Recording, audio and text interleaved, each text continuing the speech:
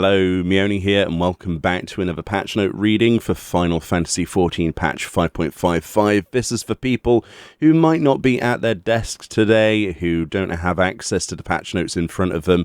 Perhaps you're on a long drive. I know there's plenty of people that this demographic fills, so no whining in the comments section. If you want to go read them yourselves, please go and do so. The link will be in the description. But for now, we'll go and read through these. So first of all, you might be wondering what's in 5.55, so when you get home you can actually play it. That includes the new main scenario quest. This is part 2 of where 5.5 left off. It should build us up towards the crescendo, the cliffhanger perhaps, that we'll be leaving on until Endwalker in November. So there's 2 images there. We've seen them before on the special site. It looks to be quite an emotional affair. Astinian's joined us, Grahatia's with us, and it starts over at the Rising Stones with Alice. So go to Mordona to start your MSQ. There appear to be 3 quests, so yeah, it doesn't seem to be terribly long, but we'll have to see what happens. Also in this patch is the Chronicles of a New Era quest, the Yorha Dark Apocalypse. This is the final quest for the Yorha Dark Apocalypse raid series and indeed questline, if you've been doing those weekly. Players must first complete all of the Yorha Dark Apocalypse weekly quests and have received all of Konog's messages from the Dig Site Chief. If you've missed some, sadly, you're going to have to go and do your weeklies, and they are on a weekly reset.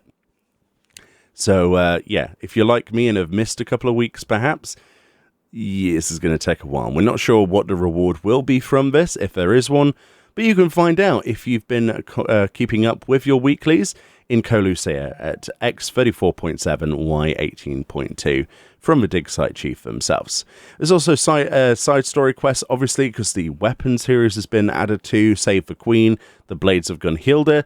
Now, this is where the meat and potatoes of this patch goes, my friends. We've got the new quest, A New Playing Field. This is actually unlocked in Gangos from Marsak, and you must have completed the main scenario quest, Futures Rewritten, and have completed the quest Fit for a Queen. So that means you must have completed most of the MSQ for Shadowbringers, and also have completed the DR questline as well, the Delibram Regine normal stuff. Once you've done that, you get the New Playing Field. There's also Resolve Unshaken, and then there's Where Eagles Roost. And then there is 1, 2, 3, 4, 5 more quests. So, interesting. One of them, though, at the end is a ruined opportunity that needs you to have amassed at least 2 million metal. So, that's an interesting one. We really have no idea what this is. It says, a ruined opportunity is a repeatable quest that may only be accepted once per week. Availability of this quest is reset every Tuesday. Please note that 2 million metal is still required when repeating this quest. That's quite a hefty task. I don't know what that does. So the Blades of Gunhilda, then, the actual weapons, you'll see there are actually quite a few quests just for the weapons. The first one is What Dreams Are Made Of, and this starts with, you guessed it, Geralt in Gangos. It says players must first have completed a new path of resistance and progress to the relevant stage, and a new playing field must have been done as well. So you need to have your 515 weapon, and then you need to go and make sure you've completed those quests, and then you can take part in that. It's called What Dreams Are Made Of. Then we have a quest called Spare Parts.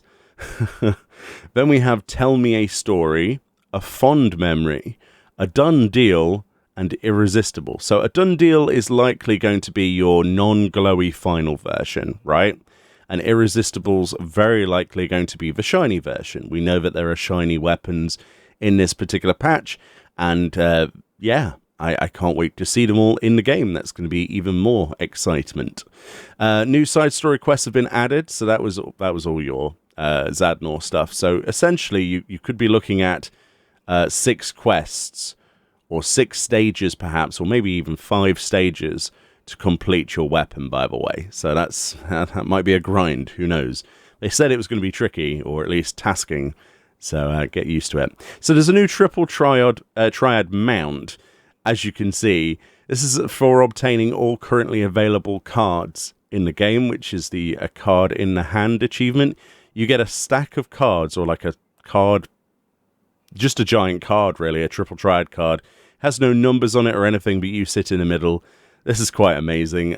Me personally, I will probably never get this. My triple triad card collection is frankly abysmal. So, but that's what it is. And if you have got all of the triple triad cards as of this patch, go to the Gold Saucer, and you'll be able to do the Adventurer with all the cards quest, and it will give you that mount, which is quite cool.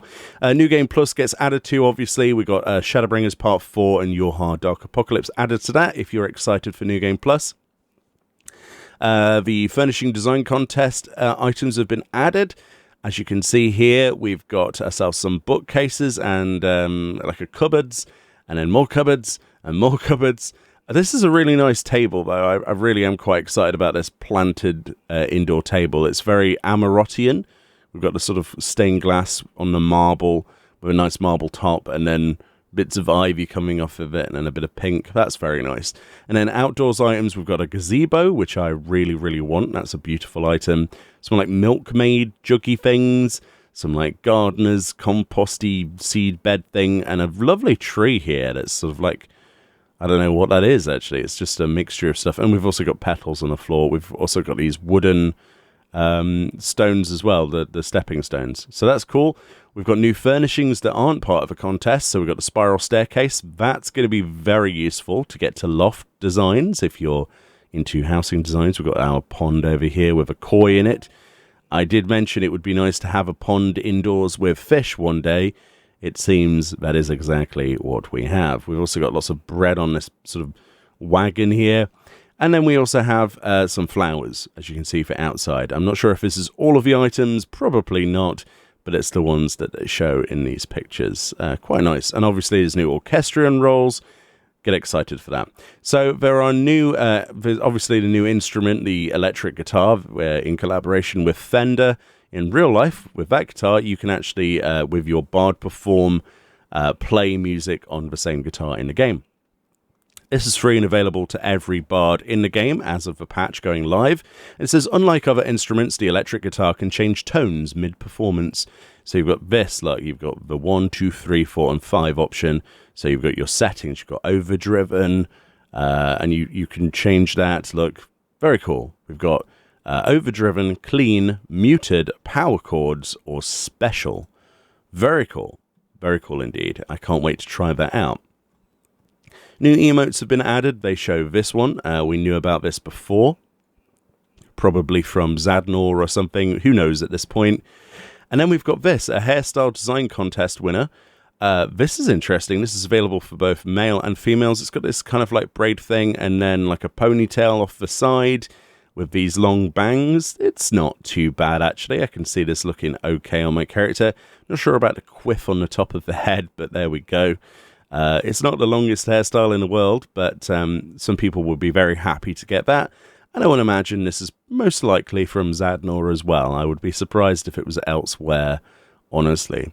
So let's go down to the battle system changes. It says that they've increased the drop rate for the Diamond Gwiba Trumpet in the Cloud deck, and of course Emerald Weapon as well. So if you wanted to go and farm for those mounts, which I do, I still need them, then this is a great chance to do that. Also, you can get your Emerald one if you've got 99 totems, if your luck is really that bad. Very cool. It says, with consideration of player accessibility, certain battle effects in the Alliance Raid the Tower at Paradigm's Breach have been adjusted. So that's nice. Some of it was probably a little bit too much for some people, so it's nice to see that that's been made more accessible. So obviously with Save the Queen, we do get an entire battlefield. This is a plateau of Zadnor, as you can see from this image. Much like the Bosnian Southern Front, Zadnor is a new instance encounter wherein players assist the Bosnian resistance in a continued effort to reclaim their homeland from the 4th Imperial Legion. This is available for all jobs level 71 and above. You can queue with 8 players if you wish, or go in solo, and the quest to unlock that is a new playing field, which is obviously you need to have completed the Save the Queen story so far, and futures rewritten from the MSQ. The duty-specific rules and features of Zadnor are the same in Bosnian Southern Front. You can get your maximum resistance rank up to 25 now, and there's also a way of going past that. We'll probably talk about in a second. 16 new lost actions have been added. So we've got Lost Blood Rage, interesting, damaged up by 15%. I'm sure you can read that on the screen, though. We've got Lost Excellence, instantly cures weakness. Wow, that's interesting. And Lost Full Cure, which is fully restoring HP and mana whilst granting auto potion and auto ether to self and nearby party members. That's a big one, isn't it? Very powerful.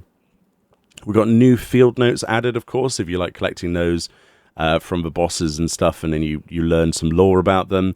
And the Resistance Honor System, this is what we were talking about. So once you've hit rank 25 and you've done a quest, you speak to a Resistance Counselor. This allows you to put permanent buffs on you whilst you're inside here by getting sufficient metal. You get these proofs of metal. This stacks up to 10 in total. So you can get Fortitude, which is obviously, your survivability, Valor, which is your DPS, and then Succor, which is your healing, right? And being healed too as well.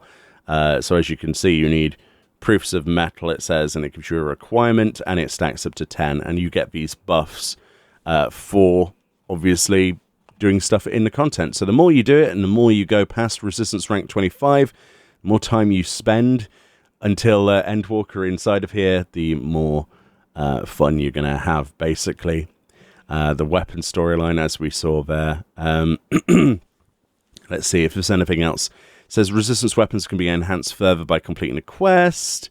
The required items can be found both in and outside of the Save the Queen area, so that's confirmed once again, although that's not told where. Resistance weapon quests employ a system which require players to proceed using the same class of job that they accepted a quest, so like before. And also, just as a little extra, Delibram Reginae gives more metal upon completion. So that's going to be pretty useful, especially considering there's a quest requiring you to get 2 million metal every week. That's interesting. Season 19 will end and the preseason will begin. If you have actually entered Season 19 and you want to get your rewards, those should be via Moogle delivery. And also, we have the new items here. We looked at this armor set before. This is armor you can get inside Zadnor. They say they'll revisit the item list later on. And of course, we have new recipes as well, new crafted stuff. It says the following items have been added to the list of potential materials yielded when desynthesizing weapons obtained from trials. So before this, some of the things were missing from desynth. So for example, you would go into Tsukiyomi and you would, for example, here, look, Tsukiyomi. Apparently, some of the things just weren't dropping when you desynthed, and that wasn't, they weren't supposed to be a guaranteed thing, but it was supposed to have a chance to come from desynthesis. Apparently, that wasn't happening, so they've added that as an actual option. Now, that doesn't mean that the Celestial Kimono remnants, for example, are a guaranteed desynth from a Tsukiyomi normal weapon, but saying that, it should appear on the list now. Apparently there were issues before then, so there we go. And that applies to all of those duties you see on screen.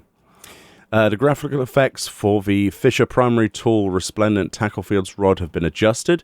So instead of it looking boring and only the hilt, now the entire rod glows. That's very nice. Very nice indeed. A nice little change. We've got new big fish added to fishing holes in Novrant.